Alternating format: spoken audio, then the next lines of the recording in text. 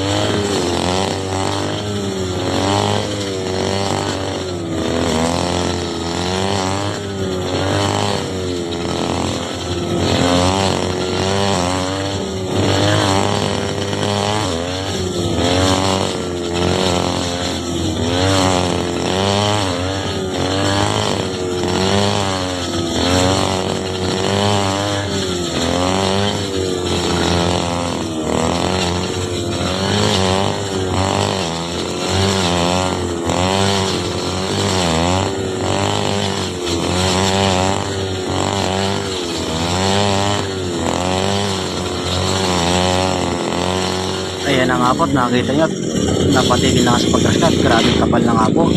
Sobrang birit na nga po ng makina ng grass cutter. Ayan nga po pala, nakikita nyo.